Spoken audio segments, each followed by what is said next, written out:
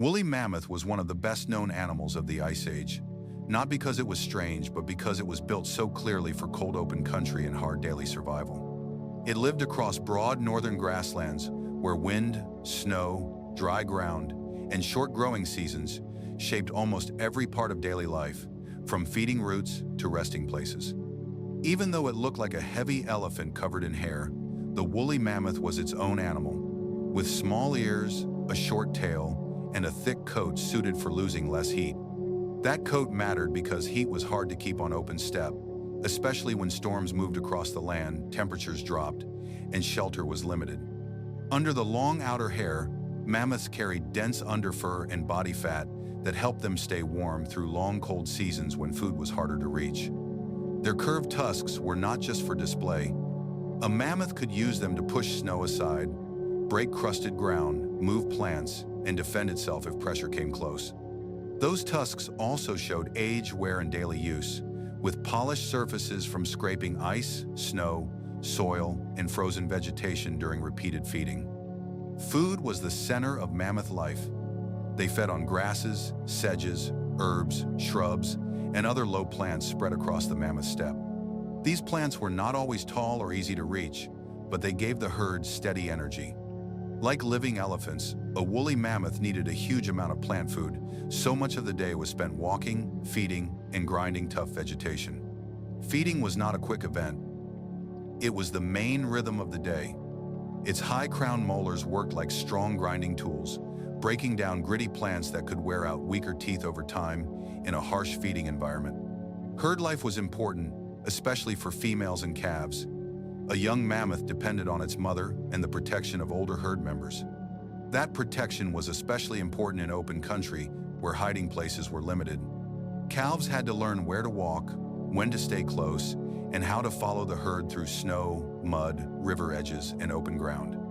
Adult females likely led the safest paths, using memory, experience, and steady movement to guide the group between feeding areas, shelter, and water. A mammoth herd did not need to run unless danger came close. Most of its survival came from size, teamwork, awareness, and careful movement. The herd itself was part of the defense. Predators such as large cats, wolves, and hyenas would have been more dangerous to calves, weak animals, or isolated individuals than to a healthy adult. When threatened, the herd could gather around younger animals, with adults facing outward and tusks ready to block a closer approach. Male mammoths lived a different life as they matured, often spending more time away from family groups and meeting others during breeding periods.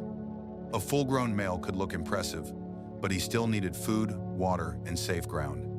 Large males could use their tusks and body weight in contests, pushing, testing strength, and sometimes injuring each other without constant fighting. The landscape around them was not endless deep snow. In many places, it was cold, dry, grassy, and open, with patches of shrubs, herbs, and exposed ground. Seasonal change still mattered. Snow could cover food, frozen soil could make feeding harder, and warmer months could bring richer plant growth. Rivers and lakes were useful, but risky. Ice edges, soft mud, steep banks, and fast water could trap even a strong mammoth. A bad step at the wrong place could become deadly.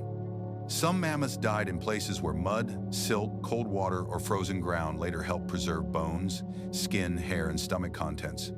Frozen carcasses became rare windows into an animal that otherwise would be known mostly from bones.